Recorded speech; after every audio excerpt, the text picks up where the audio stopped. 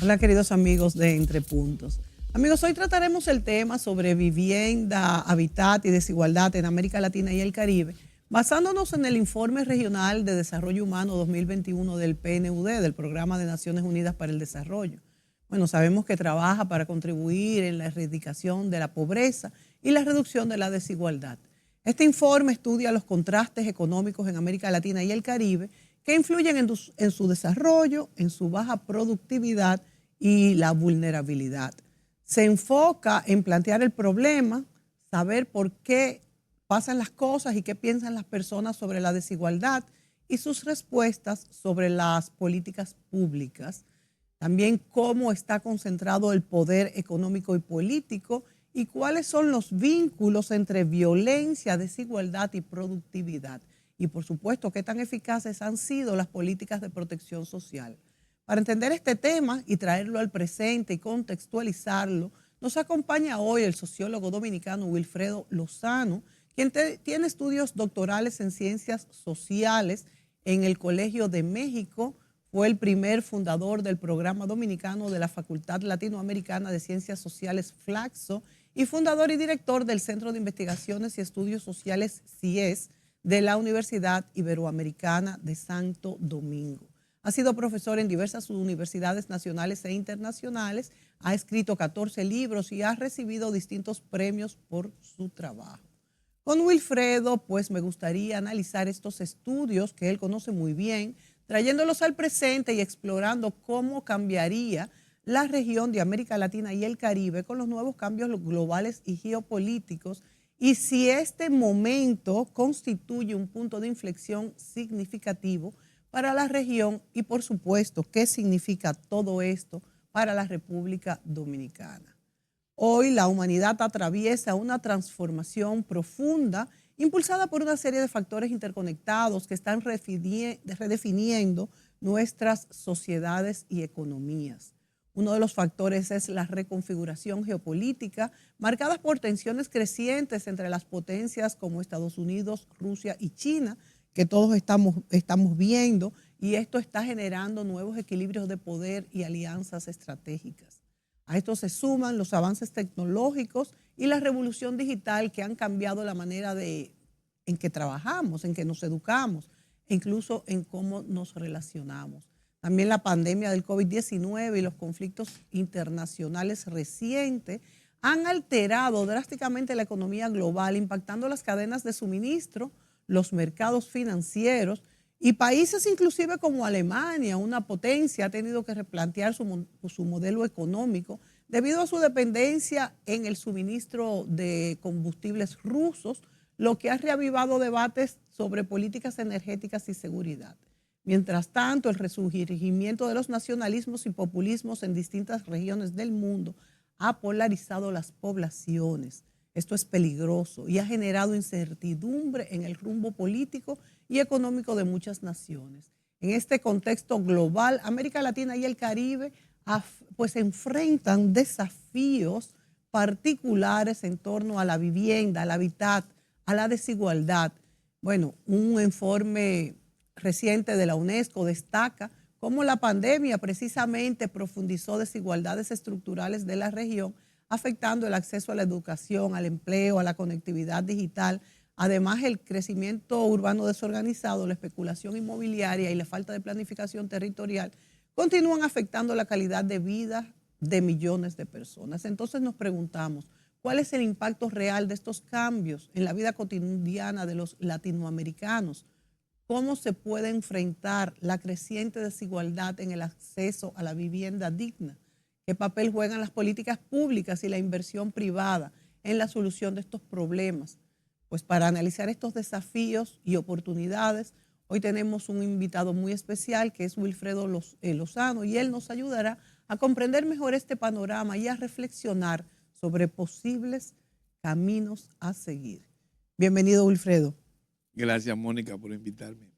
Wilfredo, he querido hacer esta introducción como un poco de contexto y preguntarte si tú crees que este es un momento donde América Latina, que según estudios que he visto, en el 2024 ha aumentado lo que es la violencia y la inseguridad en todos los países, América Latina y el Caribe, pudiera finalmente en esta coyuntura hacer un frente, hacer un bloque como América Latina y Caribe y negociar con el mundo en un momento donde hemos visto que está claro lo que está pasando, inclusive la polarización.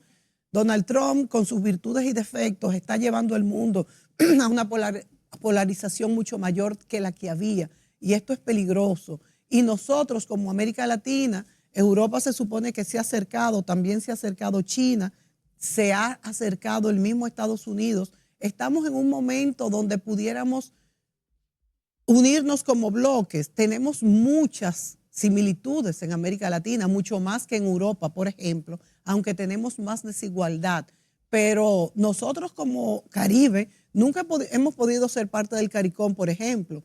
¿Cuál es la situación de América Latina en este momento y cómo aprovechar desafíos y oportunidades? Mira, Mónica, lamentablemente tú has descrito un panorama un poco desolador. Yo dudo mucho que tengamos esa capacidad en este momento en la región de aunar esos esfuerzos y operar como un gran bloque continental. Yo creo que es más bien el escenario lo que describe es la fragmentación.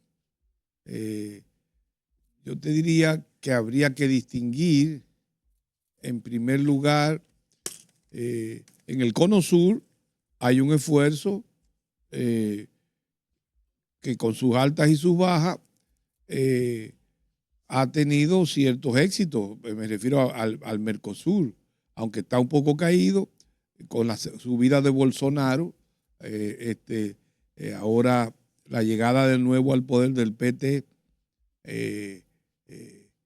ha comenzado a revitalizar de nuevo el Mercosur, pero lamentablemente Argentina se ha alejado del Mercosur, o sea, ahí hay problemas. Pero bueno, todo el sur está mirando más que a la región en su conjunto, está mirando a su vínculo con China.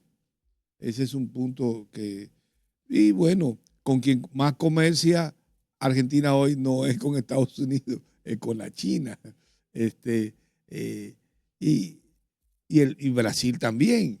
Entonces, la mirada latinoamericana en el sur es una mirada más bien europea y asiática. En la región nuestra, por razones geográficas y geopolíticas, o sea, me refiero a Centroamérica, Caribe y México, la relación con Estados Unidos es inevitable, es lamentablemente inevitable. La situación también en la región es heterogénea.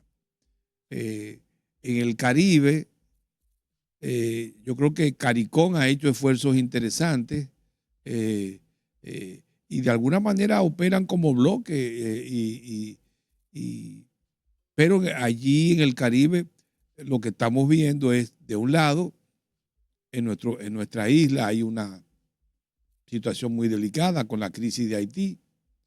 Eso impide que nosotros articulemos, por más buena voluntad que tengamos, que la tenemos y se han hecho los esfuerzos, pero mientras la crisis en Haití exista y en consecuencia no se vislumbre la posibilidad de una cierta recuperación de lazos cooperativos insulares, es difícil que CARICOM dé pasos eficaces para esfuerzos mancomunados de alcance regional con República Dominicana. Con el caso de Haití, la crisis de Haití lo empaña todo. Ya no se trata de que CARICOM no tiene la voluntad, la tiene, pero en Haití prácticamente no hay Estado. No hay Estado, no hay con quién negociar. No hay con quién negociar. Entonces, eso por ahí está difícil. En el caso de México, la llegada de la señora, ¿cómo se llama? Claudia Sheinbaum, esa señora inteligente, ha hecho esfuerzos inauditos por abrir un compromiso cooperativo con Trump, pero Trump, ya has visto. Fíjate que ella no ha reaccionado, No, que yo sepa todavía no se ha. supone que este domingo ella va a dar una respuesta. Porque el de Canadá puso sus aranceles igual, Sí. del 25%. Pero ahí todo queda en la incertidumbre. Yo creo que Trump lo que está buscando es renegociar sus vínculos con México. Dudo mucho que puedan repatriar 10 millones de mexicanos a Estados Unidos. De hecho, no le convendría a los Estados Unidos, a la economía. Se va a meter en problemas. O sea, el panorama continental es oscuro. No sabemos todo, hay mucha incertidumbre con Trump hacia América Latina, pero yo estoy casi persuadido de que a Trump no le interesa mucho América Latina. Trump está mirando a resolver su problema con China y abrir un nuevo trato con Rusia. Y evidentemente eso supone que nosotros vamos a estar un poco en la despensa durante un rato, como América Latina. Yo creo que si a Trump le interesa o a los Estados Unidos se han vuelto la mirada a América Latina y Caribe es porque China ha tenido inversiones en esta área. Pero lo que le interesa más es frenar eso, más que conectarse con la región. Sí. Entonces ahí es una situación que es poco predecible, porque mientras Milei predica que su amiguito es Trump, la verdad es que su principal cliente de la soya de la Patagonia son los chinos. Claro. Entonces es una situación difícil. Yo personalmente no tengo una idea muy clara de por dónde quiere ir Trump, porque por un lado hay una cierta nativismo que conduce al proteccionismo y al rechazo de los inmigrantes, pero por otro lado, eso implicaría casi cerrarse al mundo, porque es como que la principal nación del mundo dice, no quiero conectarme con más nadie. Es inevitable la relación de él con el mundo.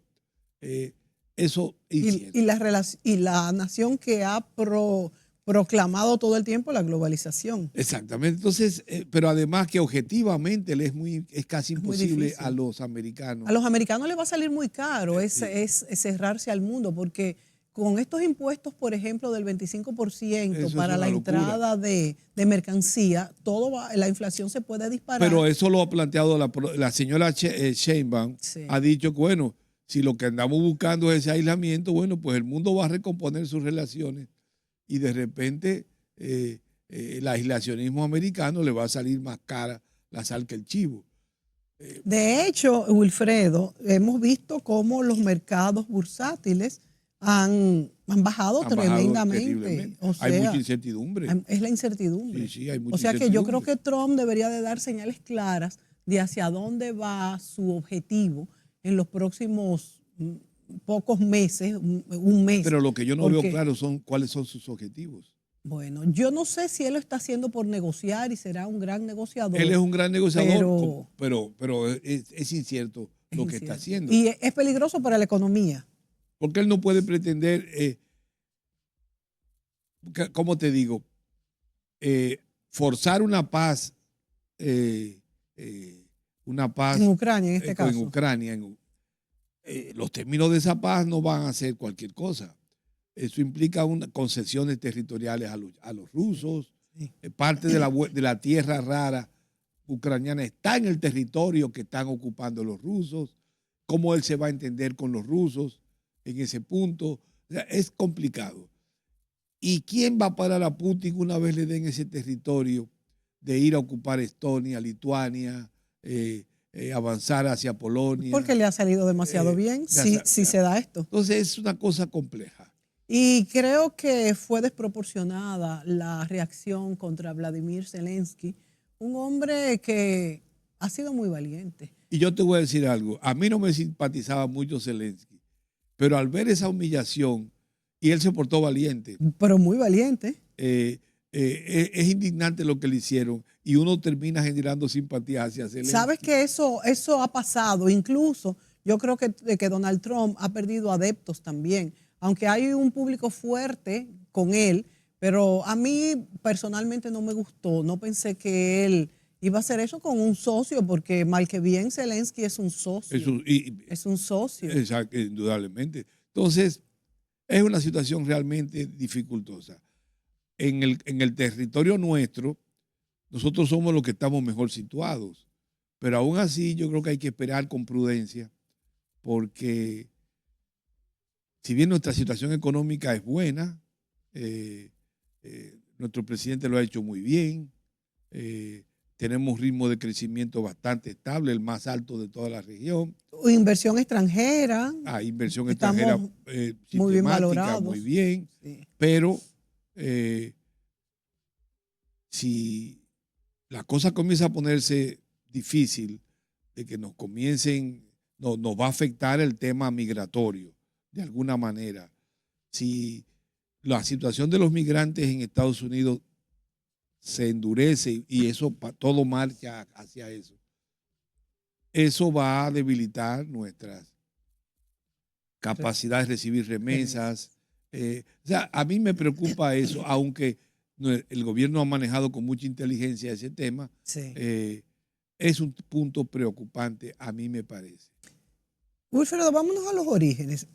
Hablábamos de que América Latina es una de las regiones del mundo más violentas y que esto se ha incrementado en el 2024. A tu juicio, ¿cuáles son esas causas estructurales de esa violencia, de esa desigualdad, de esa inseguridad? Nuestro propio país, que ya lo has dicho tú como especialista, que es uno de los que está a la cabeza, hablando en bien, en América Latina, en desarrollo, en PIB, en empleo. De hecho, es apetecible para las inversiones extranjeras. Sin embargo, también en la República Dominicana se ha recrudecido, se ha empeorado la situación de inseguridad. Y es que si en una canasta ponemos frutas que tienen problemas, pues se contagian. Y los mismos migrantes, los deportados, todo, hasta la comunicación por internet, hace que sea un ciclo. Y vivimos un ciclo de violencia. Yo creo que vivimos un mundo en cambio, estamos en una situación incierta de transición y el tema de la violencia no puede encontrar un causante unilateral, primer punto. Hay un cambio civilizatorio, la transformación de la economía mundial y de la sociedad, la revolución tecnológica, ha generado algunas consecuencias. Por lo pronto, el mundo hoy es más individualista. La gente está más aislada. Mucho más. La gente es más vulnerable a la digitalización de las comunicaciones. Ustedes lo sufren en la televisión. Sí. Ya lo conversábamos antes de que la televisión tenderá a desaparecer. Entonces, pero ahora, ¿qué lo sustituye? Una lógica muy individualizante en el que los receptores son muy vulnerables a cualquier cosa que le digan los medios. Entonces, ahí hay un caldo de cultivo de violencia. Los medios pueden construir cualquier verdad sin ninguna base, los medios digitales. Entonces, y esto, como tú dices, puede provocar olas de violencia sin razón. Ahí hay un aspecto. El otro aspecto, y puedo enumerarte muchos, hay otras cuestiones. Por ejemplo, vivimos una sociedad de consumo cada vez más rabiosamente consumista. Cada vez el individuo es más vulnerable a expectativas de movilidad social que ya no se corresponden con cánones y niveles de vida de donde está asentado, sino con expectativas que tienen que ver con quien él se comunica. De otras maneras no pudiéramos explicar por qué razón personas que viven bastante estable, que tienen resuelta su vida, de repente venden todo y sus hijos quieren irse a Boston. Sí. Ahí hay un factor muy también delicado. El debilitamiento de las estructuras estatales, lejos de que el mercado ha venido a sustituir el papel del Estado y ahora funcionamos mejor. Es todo lo contrario. El debilitamiento del Estado ha hecho más insegura la vida. Y ese es un tema muy delicado. Amplía ese punto, Wilfredo. ¿En qué sentido, a cuál sentido tú te refieres? Yo entiendo que el debilitamiento de las estructuras organizativas, vamos a decir, del Estado, pues son un freno a cualquier desliz, vamos a decir. Pero ¿cómo equilibrar el mercado? Ese es un tema complejo. Es complejo. La primera ola de la globalización suponía que se insertaba en una revolución neoconservadora en la que el Estado tenía que ser reducido y muchas de las tareas estatales tenían que pasar a manos privadas. Eso no ha resultado en una mayor y mejor gobernanza de la sociedad. Y eso ha traído muchísimos problemas, márgenes de inseguridad ciudadana, ciudades que son prácticamente incontrolables por el poder de bandas delictivas. Ahí hay un problema.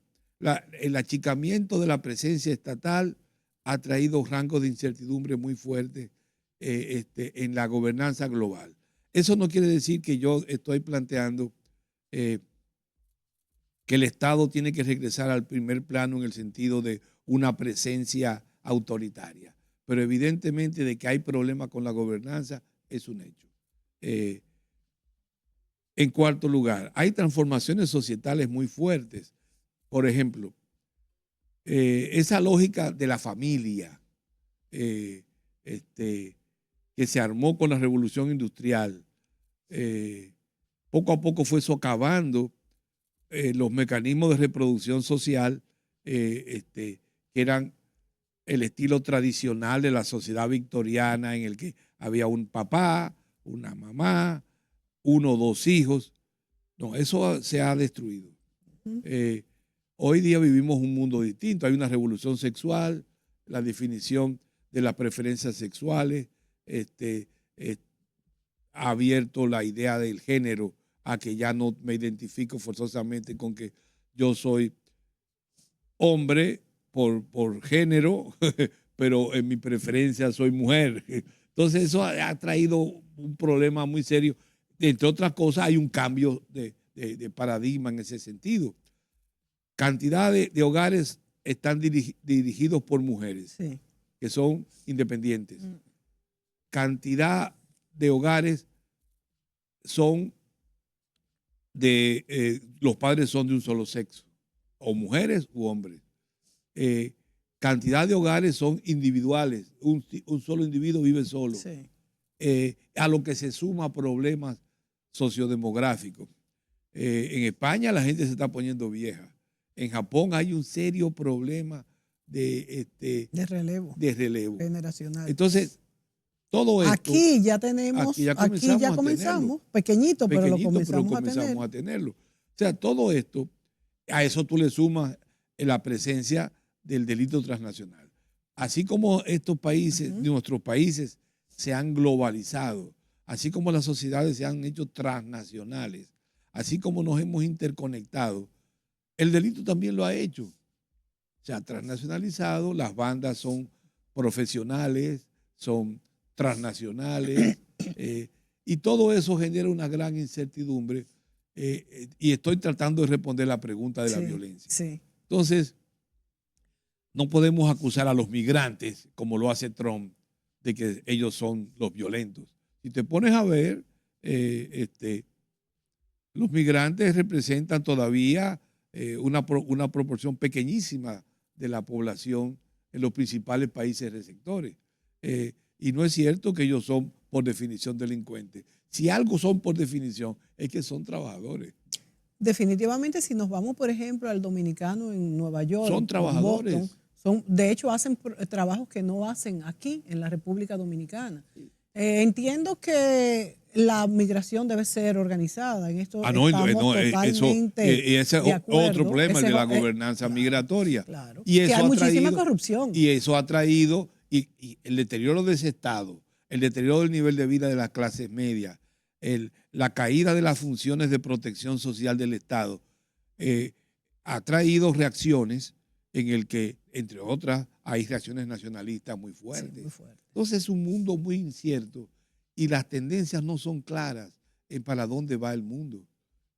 Pero yo creo que sí vamos a tener durante un tiempo largo, y no voy a poder ver en el tiempo que me queda de vida, que no creo que sea 20 años, un cambio que diga esto va por allí. El populismo, el nativismo, la xenofobia están marcando gran parte de los signos de nuestro tiempo. Y los medios digitales ayudan a todo esto porque se lanzan ideas sin un análisis profundo. Y además la mercantilización de esos medios, es decir, porque pudiéramos usar para el bien esos medios.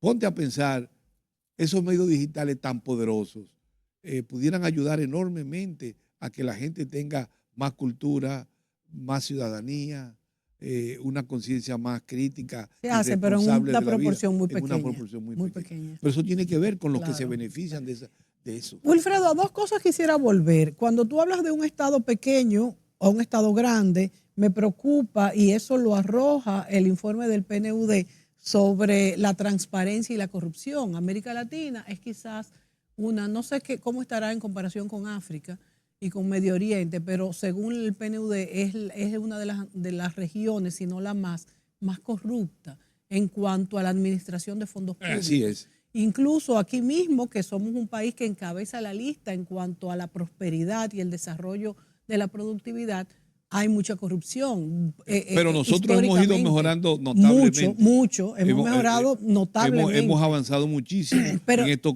5 o 6 años. Muchísimo, hemos avanzado muchísimo, inclusive. Pero evidentemente el fantasma de la corrupción es un problema grave. Y si extrapolamos a América Latina y al Caribe, mucho más grave, porque como dijimos, nosotros hemos avanzado, pero no consonamente la región. Entonces esto le preocupa para el pago de impuestos a los ciudadanos. Tanto es así que fíjate que la reforma fiscal tuvo que echarse para atrás, porque entonces vamos a otro problema, y quisiera que también lo abarcáramos. Estamos hablando de hábitat y vivienda en la clase media, Wilfredo, la clase media, que es el que trabaja, el que vive de un sueldo, el que tiene un sueldo quizás de 100,000 pesos, pero no tiene unas entradas de millones de pesos. Y la idea de la clase media, abundando en eso, hay que comenzar a cambiar la idea de la clase media en la mirada geométrica. Es decir, la clase media es la que está en el medio. No son pobres, pero tampoco son ricos. Eso está cambiando. Es decir, en la medida en que nuestras sociedades se modernizan, en la medida en que nuestras sociedades se urbanizan y la tecnología abarca la vida cotidiana de todos nosotros, y el nivel de vida de la gente progresa. Porque por más que digamos, el ser humano promedio de un país como este vive mejor hoy. Sí, vive mucho mejor hoy, mucho mejor. Y tú lo ves en los índices de salud. Nosotros tenemos un promedio de vida de 80 y pico. No, 70 y pico. Sí, 70 y pico. Pero hace 30 años era de 60 y pico. Eran 60. Sí. O sea, eso quiere decir bienestar. O sea, el ser humano vive mejor, aunque más desigual. Ese es un tema interesante. Hay una mayor desigualdad, pero lo que podríamos llamar los mapas sociales se están transformando. Lo que en el lenguaje de Marx, para Marx, la idea de la polarización social implicaba que el capitalismo, en la medida en que se hacía fuerte, se iba a concentrar la riqueza en unos pocos y se pauperizaba el resto con una franja intermedia pequeña. Los hechos han demostrado que Marx en ese punto se equivocó de manera radical. La clase media ha crecido enormemente y ya casi no se puede en algunos países decirse que somos una clase media, Sí. que lo que caracteriza. Por ejemplo, en este país, pese a que los índices de pobreza no puede decirse que sean bajísimos, Pero han ha descendido disminuido. notablemente. Ha disminuido mucho. Qué sé yo, la medida de la pobreza monetaria es hoy un 20 y pico por ciento. Sí. Hace 10 años era 30 y tantos, Sí, altísimo. largo. Y hace 30 años la mitad de la población era pobre. Entonces, este país avanza hacia ese modelo universal en el que la clase media se hace universal. Entonces, ese es un tema importante, muy, muy importante al que no se le presta atención. Que es el sueño americano. El sueño americano. Sin embargo, Wilfredo, y con esto nos vamos a la pausa y volvemos, ¿cómo compra una pareja que se casa en la República Dominicana, que estamos hablando de que tenemos un nivel de vida mayor que el promedio en América Latina? ¿Cómo compra una vivienda? Ahí venimos al problema de la vivienda y del consumo. Lo Exacto. veremos. Vámonos a la pausa sí. y volvemos de inmediato.